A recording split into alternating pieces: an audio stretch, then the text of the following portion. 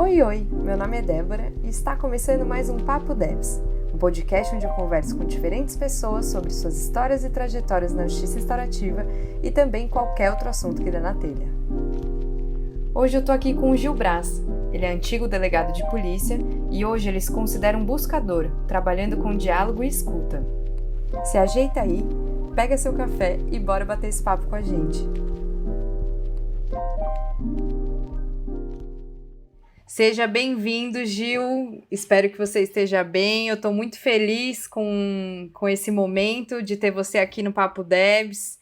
Espero que as pessoas gostem desse papo e a gente aproveite esse momento para poder trocar um pouquinho sobre a sua caminhada, sobre como que foi com a justiça restaurativa. Enfim, seja muito bem-vindo, meu querido. Obrigado. Eu estou feliz porque a gente já conversou um pouco, já me deixou descontraído, né? Para quem não sabe, a gente já tinha gravado essa conversa e eu consegui perder toda a minha gravação, né? Agora, depois de meia hora, você me ensinando umas coisas tecnológicas, eu espero que agora corra tudo bem. Pelo menos aqui está aparecendo, tá um eletrocardiograma aqui mostrando que, ó... Está gravando. Isso aí. Estamos começando já, deixando em aberto aqui os erros de gravação, os problemas técnicos que a gente tem para gravar o podcast. Mas, enfim, aproveitando então esse começo de conversa, Gil, conta um pouco para as pessoas que ainda não te conhecem, quem é Gil Braz? Quem é Gil Braz? Muito bem. Eu sou uma pessoa em transição. Como eu já sou... Eu posso me chamar de velho? Eu adoro me chamar de velho. Tá? Eu tenho 57 anos. Perdão, farei 57 anos dia 5 de janeiro. E para me definir, eu vou usar duas pessoas que têm representatividade na minha vida. Porque como eu sou velho, eu gosto de Raul Seixas, né? Então eu sou uma metamorfose ambulante, você vai ver daqui a pouco, eu já mudei muito entre um podcast gravado e perdido e outro, né? Vou refletindo. E gosto também demais do Jorge Bucay, uma definição dele, eu não sei se você conhece esse cara, é um argentino, psicólogo, que ele trabalha muito com histórias, né? Então, se eu fosse me definir, você fala assim, não, se eu se definir numa frase, eu sou um contador de histórias, eu sou um ouvidor de histórias, mas eu adoro contar histórias no sentido não só da justiça restaurativa, histórias de vida, mas histórias, eu gosto de contos, contos folclóricos, contos da sabedoria popular, eu adoro isso, né?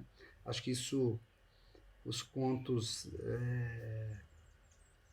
eles trazem uma sabedoria enorme, tanto é que eles duram milênios, né? Mas o Jorge Bucay tem um conto que ele chama O Buscador. E eu adoro esse conto, porque ele fala disso. Era um homem que saía para buscar, né? Uhum. Ele não procurava nada específico, ele simplesmente buscava, né? Ele caminhava. É o buscador, né? Então, ó, um buscador é alguém que busca, não necessariamente alguém que encontra. Eu adoro isso, cara. Não sou obrigado a encontrar nada, não precisa... Muitas vezes eu cheguei no fim da linha e falei, não é isso aqui que eu quero, tal. Mas eu tô curtindo a caminhada, entendeu? A minha pegada é curtir a caminhada. O destino, nem sei se é esse, mas a caminhada, para mim, é o que importa. Nossa, eu tô me sentindo até mais leve, assim, sabe? Porque acho que a proposta aqui do papo é justamente curtir a caminhada, porque eu não faço ideia de onde vai chegar, mas que seja gostoso caminhar por ela, né? E acho que eu vou pegar o seu gancho de gostar de ouvir e contar histórias, e junto com a metamorfose ambulante, que eu também me considero uma, e pedir para você contar um pouco da sua história, quais são essas mudanças, né, essas metamorfoses que você considera que foram viradas na sua vida ou que foram muito significativas e você gostaria de compartilhar com a gente. Então, Débora, deixa eu te falar um pouquinho. Evidente que eu não vou falar da minha vida, né? Porque senão era. Mas eu vou falar da minha chegada na justiça restaurativa, tá? Eu tenho formação na área do direito, né? Então, durante muitos anos da minha vida, eu exerci o cargo de delegado de polícia, fui professor universitário, e são histórias que eu deixei para trás quando chegou a hora de deixá-las, né? E eu eu achei importante falar isso, né, pontuar isso, a questão. Eu não gosto muito de falar, você sabe, da minha vivência na polícia, mas eu acho que ela é importante porque a gente é fruto das nossas experiências, né? E muitas coisas me incomodavam, tanto é que eu resolvi antecipar um pouco a minha aposentadoria para poder começar um novo caminho, né? Eu acho que é mais fácil começar nessa faixa dos 55, né? Se você tivesse oportunidade, do que começar com 75. Sempre é possível começar as coisas, né? Mas eu quis antecipar para fazer essa caminhada diferente. E eu vi muita coisa que eu tentei influenciar.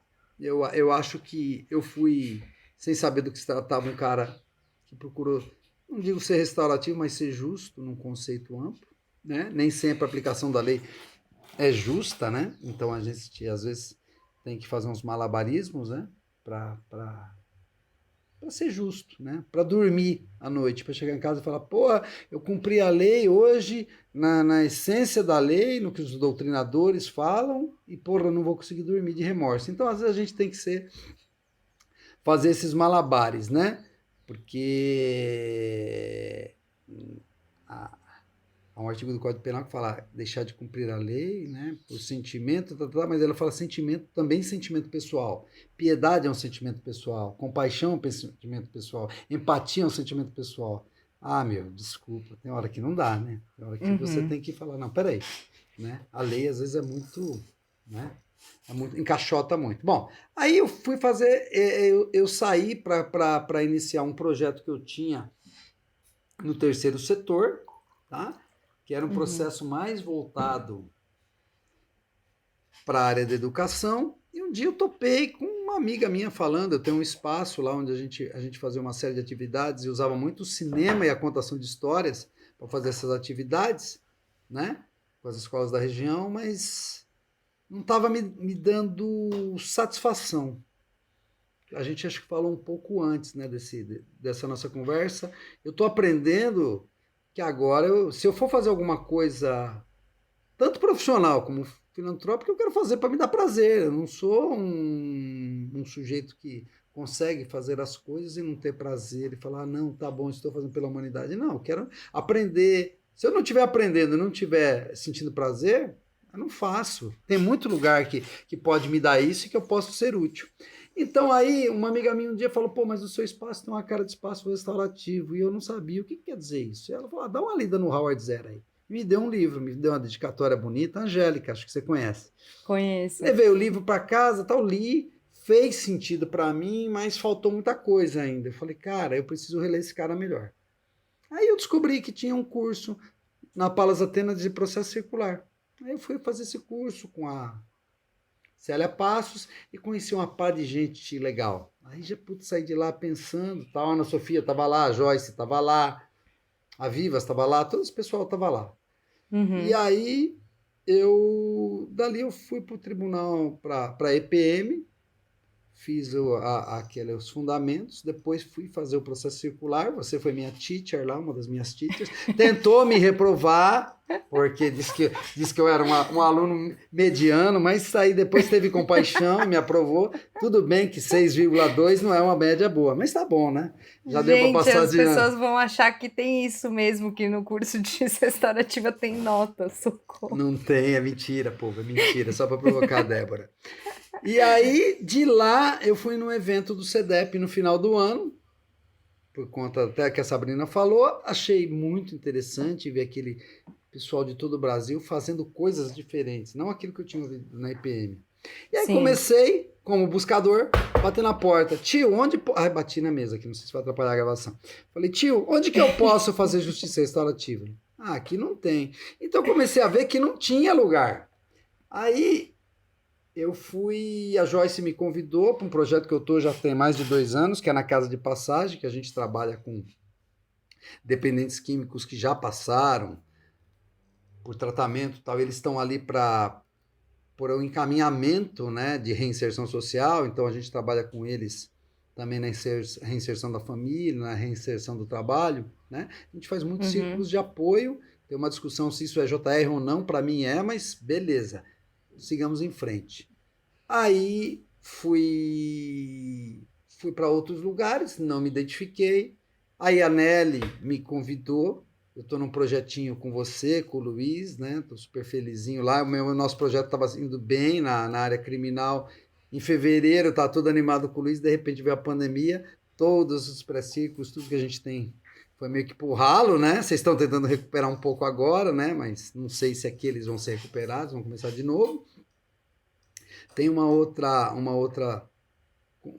outro projeto que também estava meio parado, eu acho que eu vou fazer, que é na vara, na vara da infância do Brás, né? Que me convidaram, eu estou feliz pra caramba, porque acho que de fora só tem eu e a Fê Gutierrez. Então, acho que tem um pouco, se relaciona com a minha vivência criminal. Eu nem faria, para te falar a verdade, porque o Brás é muito longe para mim, mas quando eu fui lá um dia com o pessoal, eu já. É isso que eu te falo de ressaltar a minha experiência profissional. Acho que eu já aprendi, dois adolescentes, aprendi muitos na minha vida profissional. Talvez um dia que eu estou me lembrando aqui, eu aprendi 5 num roubo, mas eu nunca tinha visto 200 moleque nas filas, assim, com o uniforme da fundação, entrando pela frente, entrando pelo fundo, porque no Fórum do Brás é colado com a fundação, né? Sim. E as famílias, então ali ficam 500 pessoas empilhadas, é um negócio louco, é muita dor, muita coisa, né? E aí eu falei, não, eu quero topar isso porque eu quero ver esse outro lado. Porque, como eu falo, eu estou do outro lado do balcão agora. É muito Sim. legal isso. Eu estou agora vendo as coisas, mesmo na casa de passagem, né? Ninguém sabe o que. Eu não comento a minha vivência profissional lá. Hoje eu sou advogado, faço parte de um grupo de advogados que vão lá, né? Mas eu escuto muita dor de gente que, sabe, que teve presa há muito tempo, tal. Eu escuto muita gente que se envolveu com o tráfico, mas as razões são bem diferentes das que eu escutava quando eu estava do lado do balcão. E para mim isso é um aprendizado profundo, não tem certo nem errado, tenho a minha consciência bem tranquila de como foi a minha vida profissional e estou gostando de ouvir agora porque continuo ouvindo as pessoas da forma que é possível nesse momento ouvir e ajudar, né? Então é isso, é Sim. mais ou menos essa a minha caminhada na JR, tentando caminhar e com algumas coisas para o ano que vem, já pensando.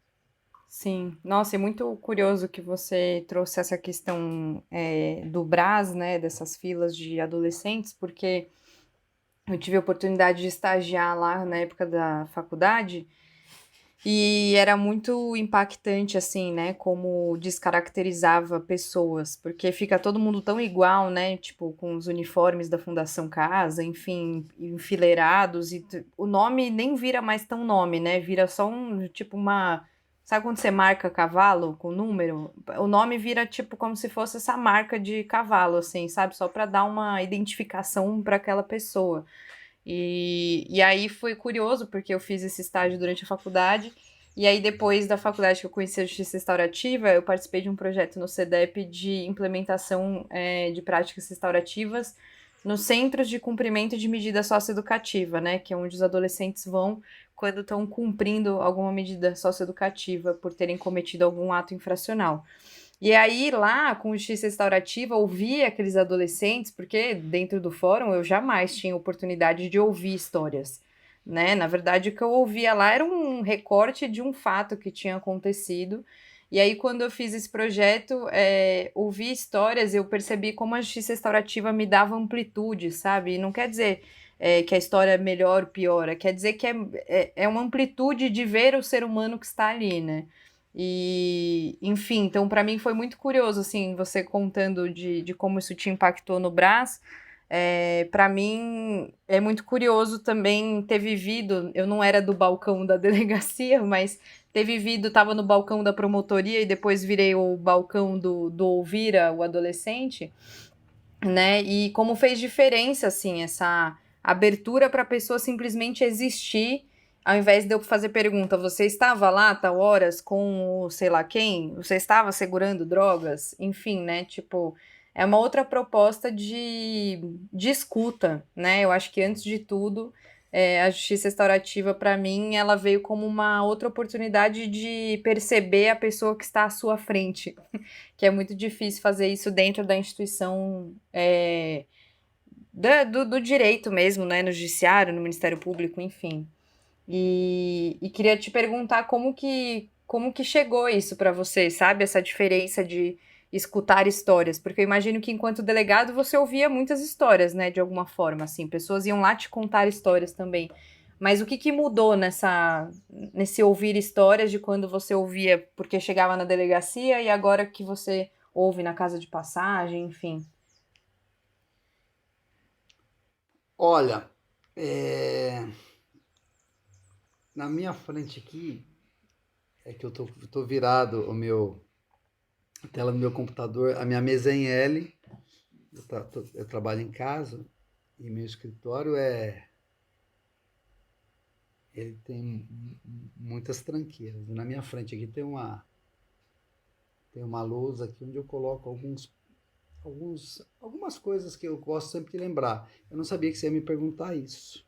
Mas está bem na minha frente aqui. Eu acabei de fazer um curso na Júris, né? Como é que fala?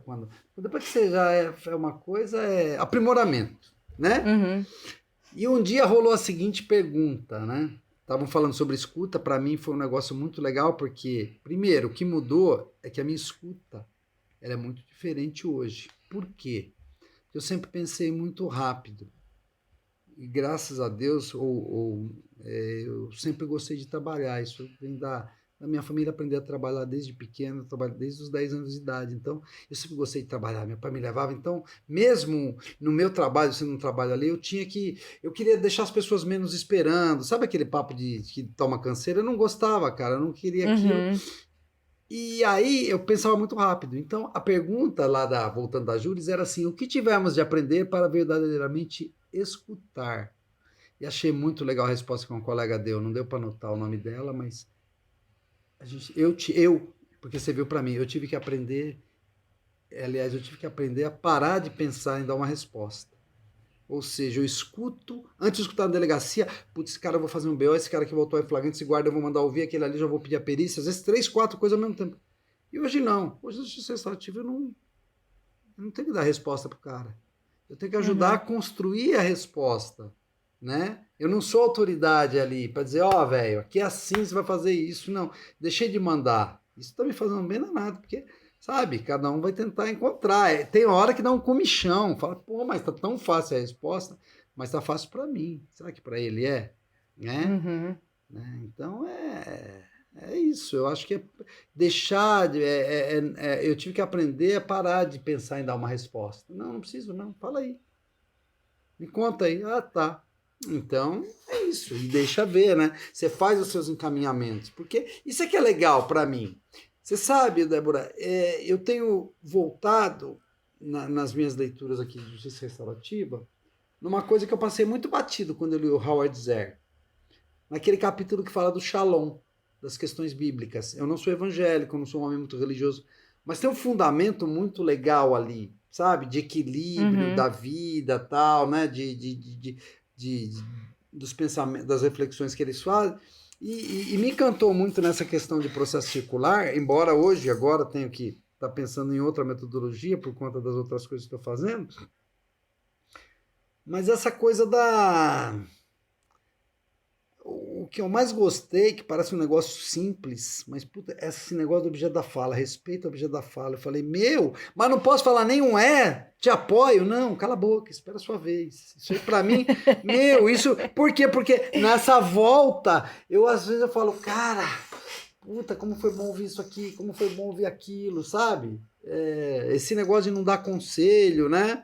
Por exemplo, eu incluí nas minhas diretrizes. Não sei se você conhece o trabalho do Adalberto Barreto, que foi o cara que criou a terapia comunitária. Já ouvi falar. Quando ele faz as aberturas, eu adoro, porque ele fala assim. Aqui, ele fala, tem coisa parecida como falar em primeira pessoa, fale de você, falou, e aqui o senhor está proibido de dar conselho. Se você tiver uma experiência que você vivenciou, ou alguém da sua família vivenciou, ou você, né, de alguma forma participou, para contar, beleza, mas não dê conselho, os conselhos aqui são dispensados, né? E a gente tem Uhum. uma vontade de dar conselho, né? Então eu estou aprendendo isso, a não dar conselhos e estou aprendendo a ouvir mais. É isto.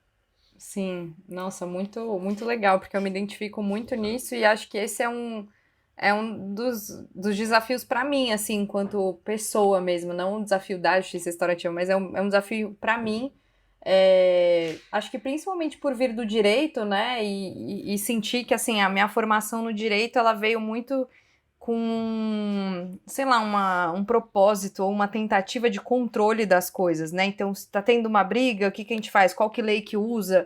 Mas qual que é o controle? Controle constitucional, controle daqui, controle dali. E aí, quando eu me deparei com a justiça restaurativa, que era, Débora, você só sustenta um espaço, tipo, você não está ali controlando fala, você não está controlando o resultado também, né? Nossa, isso para mim foi e é muito um desafio de respeito mesmo, sabe? Eu sinto essa grandeza para mim da justiça restaurativa vem do desafio da Débora respeitar o outro na sua existência, sabe? De ouvir o que o outro tá falando sem querer responder o que eu acho que ele deveria fazer, né? Porque eu acho que o lugar do conselho tá muito no você aplicar o que faz sentido para você no outro, que é outra vida, outra experiência, outra forma de enxergar, né, a vida.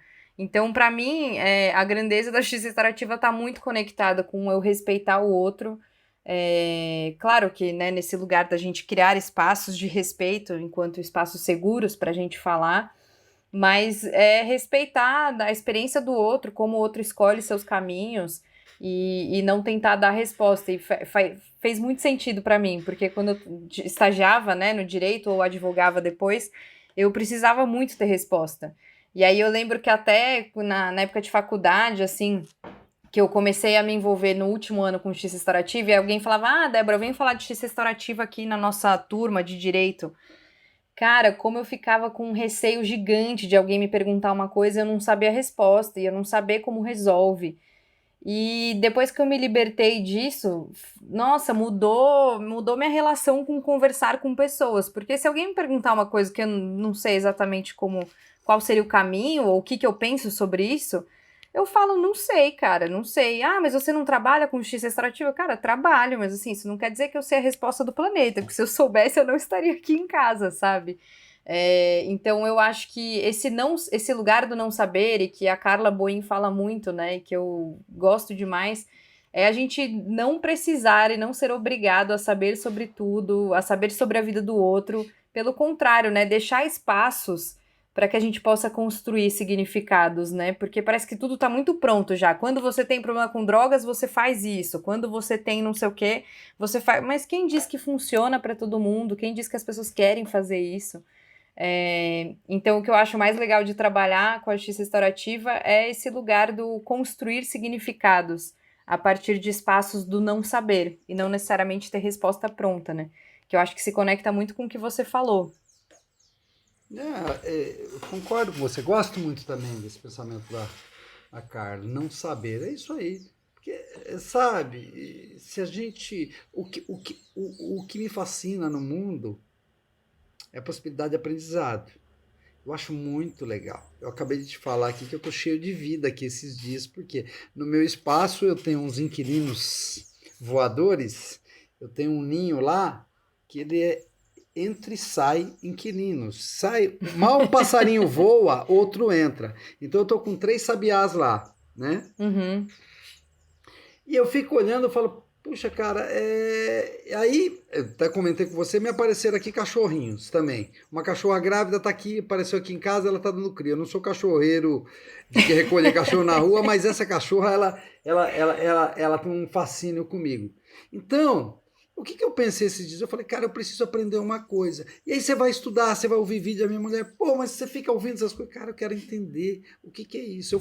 Eu tenho uma cadela de 10 anos aqui, que eu fui descobrir que eu cometi um erro, sob o ponto de vista psicológico do animal, né? Ouvindo pessoas de comportamento animal. Falei, pô, que legal, como é bom aprender, não faria de novo, né? Sim. Como é bom aprender de justiça restaurativa, é lógico que tem locais que eu também não vou aprender tudo e eu não quero, porque aquela não é minha bandeira.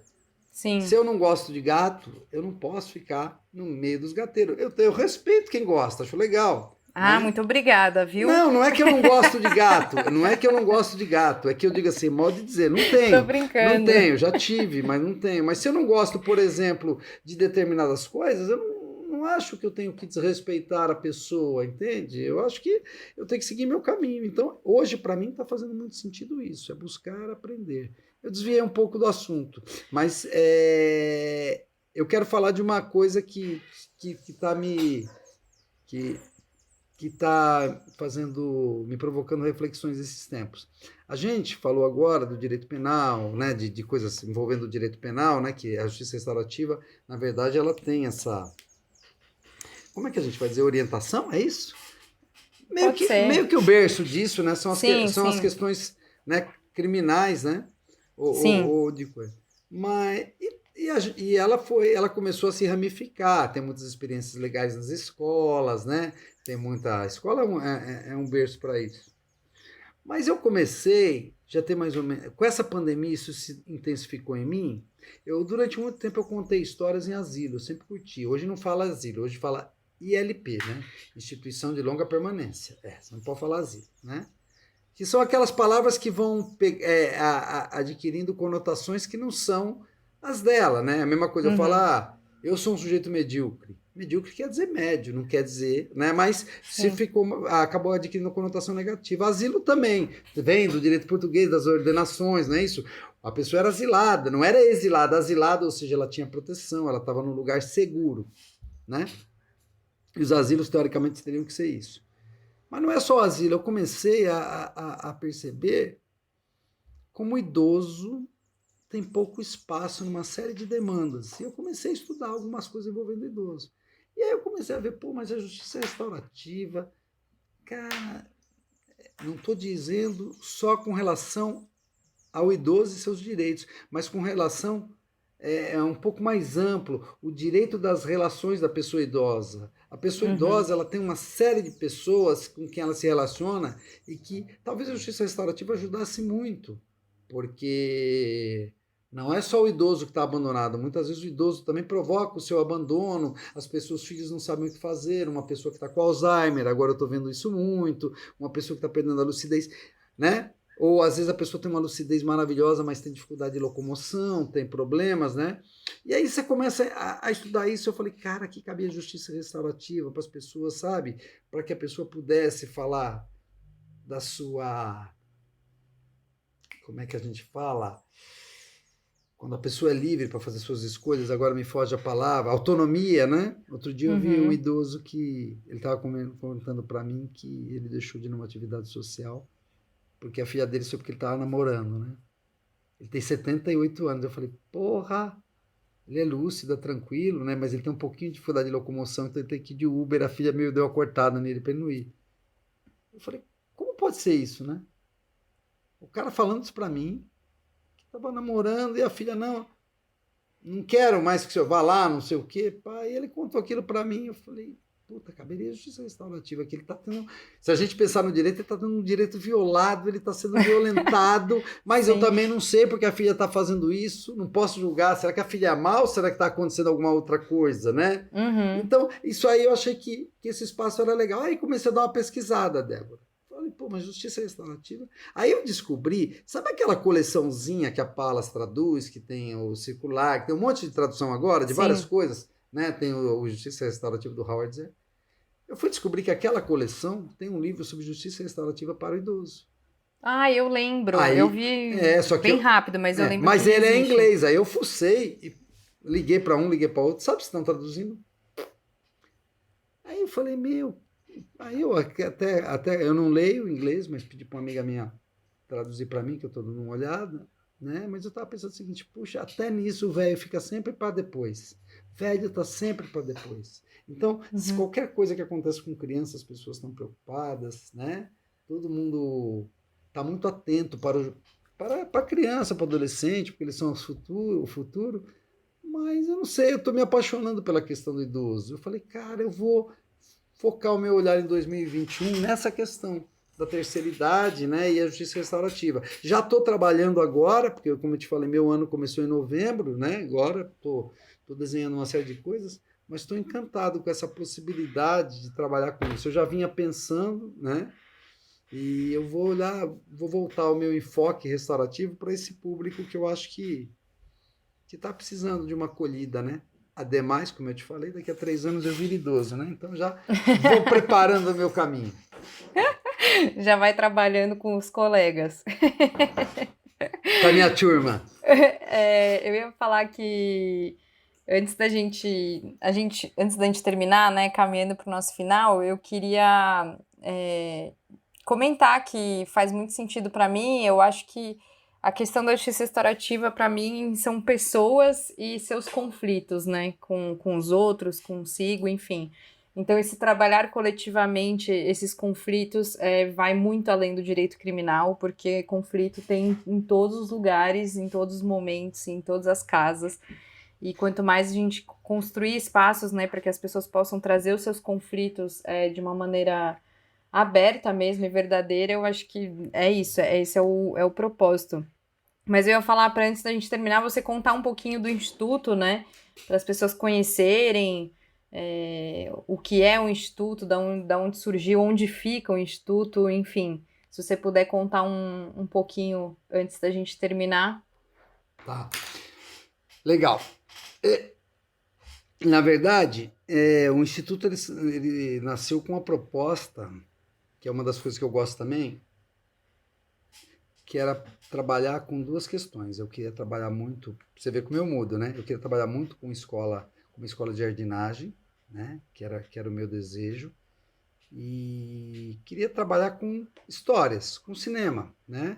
Eu acho que muita coisa do cinema por si só, o cinema ensina muito. Então, ao longo de 10 anos eu vim construindo numa casa que era do meu falecido pai, eu construí um galpão, que eu falo um barracão cultural, mas bem bonito, sabe? Ele é na periferia, ele é no final da Mirim, ali já não chama mais Mirim porque ele já passa a divisa, vira Itapecerica da Serra, passa a se chamar, tem um nome de rodovia, me perdoe a pessoa que tem o nome da rodovia, SP-214, não lembro o nome da rodovia. Mas é um lugar que era só chácaras, agora é todo tomado por ocupações irregulares e tal, né? É na beira da represa. E eu fui construindo isso, né? E com muito carinho e tal, Débora, é um galpão. Eu nunca esqueço que a minha filha arquiteta, ela foi comigo uma vez ver um galpão que tinha no fundo da livraria 97. E eu participei de um evento lá uma vez, contei isso, achei demais. Fui lá olhar o galpão, levei ela, filha, você tem que ver. Quando ela chegou lá, ela olhou e falou assim para mim, pai, um galpão desse de zinco, no fundo de uma livraria infantil maravilhosa como essa, na Vila Mariana, é um galpão descolado. Se você fizer no seu espaço da periferia, é um barraco de lata. Todo mundo achar horroroso. Então, vai depender. Então, eu despendi muito esforço. Eu tenho um lugar muito bonito, muito jardinado e tal. E aí, quando eu passava os meus filmes, eu fazia muita parceria com a escola. Mas tinha muito problema de transporte e eles chegavam muito atrasados. A gente sempre tinha lanche lá, era legal. Tudo do meu bolso. Não tenho parceria, não tinha nada. Era uma coisa que eu falava, cara, eu podia gastar dinheiro com tanta coisa, né? Então eu faço 2, 3 sessões aqui por mês, 4, dependendo da época. Mas tinha muita escola que era legal, já levava também o lanche, eu levava uma cerveja para me ajudar na pipoca, porque a pegada lá era pipoca, refrigerante e paçoca. Paçoca sempre. Aí, o que aconteceu? Eles vinham assistir o filme, mas pelos atrasos eles iam embora e não dava tempo para o debate, para conversa, para troca de ideias. Isso aí começou a me perder o sentido. Eu falei, para assistir filmes acompanhado, mas não trocar, eu não ganho nada. Aí eu só estou entregando, eu não estou ganhando nada, né? E aí eu comecei a mudar de ideia, como eu te falei, estava procurando alguma coisa que fizesse mais sentido, quando pintou essa possibilidade de trabalhar com espaço, com práticas restaurativas. Ano passado eu tinha fechado uma escola lá perto, que era uma diretora super parceira, super engajada, a gente ia fazer um monte de coisa. Era uma escola que dava para ir a pé, né? Uma escola na comunidade. Ali é uma comunidade que tem perto, mas infelizmente veio a pandemia antes de começar as aulas, né? E esse ano ficou muito difícil para mim, porque, por exemplo, a minha sala de cinema, ela tem 80 cadeiras, né? 85. Eu já estou considerando vender um bocado delas, porque não sei como vai ser o cinema. E outra, eu estou trabalhando mais com círculos, tal. Então, para mim hoje, trabalhar Já foi o tempo, eu já cheguei a botar 120 pessoas lá. Hoje, para mim, eu quero 20 só, para poder ouvir, Uhum. entendeu? Trocar. Mudei muito o meu olhar. Meu jardim continua bonito, meu galpão continua bonito, tá? Tem dia que eu tô triste, se você olhar hoje no Instagram, acabei de postar os meus inquilinos novos lá, né? Então, meus passarinhos, então eu tô me reanimando agora para ano que vem ver se eu consigo retomar, porque a coisa mais legal que você disse muita coisa legal, mas que fez muito sentido agora para mim, essa questão, conflito tem em todas as esferas, em todos os momentos, né? Então, o Uhum. problema é que as pessoas precisam topar vir, né? Eu acho que a grande dificuldade é que as pessoas comecem a conhecer, né? Então eu tô muito engajado em transformar aqui num espaço restaurativo, né? Evidentemente, vai, vamos ver, né? Estamos aqui rezando para que a vacina apareça, quem sabe a gente possa, né? Porque como a gente estava falando um pouquinho antes, né? Fazer as coisas de máscara é mais difícil, né? É mais Sim. complicado, e tal, né? O momento não tá. Mas é um final do ano que vai proporcionar uma reflexão, né? Quem sabe ano que vem a gente começa. Essa é a ideia do Instituto, é trabalhar com ser um lugar para práticas restaurativas, ou seja, não só para a justiça restaurativa no sentido, para a gente trabalhar mesmo as metodologias, né? Para a gente conversar, Sim. até para celebrar em ciclo, eu gosto bastante, sentar na grama e falar com o povo lá, né? E um dia você vai lá, espero. Ai, quero muito conhecer mesmo. E que a gente possa fazer coisas juntos também nesse espaço lindo aí, depois que tudo isso passar. Bom, queria te agradecer muito, meu querido, pela participação, pelo papo. Foi muito gostoso mesmo compartilhar com você essas minhas percepções e te ouvir também coisas novas do que do outro episódio. No E te outro. agradeço muito por ter participado aqui comigo. E se quiser também deixar para as pessoas qual que é o Instagram do Instituto, você que é um senhor muito moderno, para as pessoas poderem conhecer um pouquinho o Instituto, fica à vontade. Muito obrigada pela participação. Tá. Ô, Débora, você me pegou numa surpresa aqui, que o tiozinho não sabe qual é o Instagram, mas espera aí que eu vou. Ah, eu tenho aqui escrito. Ninguém contava com a minha astúcia. Espera aí. Na verdade, não está escrito aqui. Falhou, falhou. Eu sei que se você procurar pelo meu nome, é Gil Brás com Z e ponto Instituto BRZ, que é o Brás sem o A. Aí dá tudo certo. Você vai me achar lá, não sei, ajuda aí, porque eu não sei direito o endereço, não. Porque, na verdade, no começo eu coloquei só Instituto BRZ, aí ninguém me achava. Porque Uhum. procurar pelo Gil. Aí coloquei o Gil Braz, aí ficou emendado, e eu não sei, mas a turma acha aí, dá uma força, né? O povo vai lá. Nesse momento a gente está meio parado, né? A gente está. Sim. Até depois quero postar, depois que falei com você agora, foi legal, quero postar umas fotos depois do espaço mesmo, até para o pessoal ver como é que é lá, né? Claro. Para ter uma noção do que é, do que dá para fazer. É bem parecido com o CDEP, assim, sabe? Em termos de estrutura, né? Só que mais bonitinho. Modéstia à parte. Mas fica tranquilo que o Instagram do Instituto vai estar na descrição do episódio aqui, então quem não achar assim falado, pega depois escrito lá na descrição. E o importante é que as pessoas comecem a conhecer iniciativas que trabalhem com isso, né? E pessoas que queiram se engajar ou apoiar de alguma forma também sintam que tem caminhos. Então é isso, muito obrigada, viu, meu querido, pela participação. Eu estou muito feliz mesmo da gente ter tido esse papo. Querida, eu te agradeço, tá? Se falei besteira, depois na edição você corta aí e põe um fundo musical. Tá bom? Um beijo, Tá bom. obrigado, Débora. Obrigado mesmo. Fico muito honrado de estar aqui com você, tá? Gosto muito de você e é mesmo uma honra estar aqui. Um beijo. Um beijo, muito obrigada. E muito obrigada a você que ouviu. Se quiser acompanhar mais, me segue no Instagram no @papodebs e daqui 15 dias sai um episódio novo. Um beijo.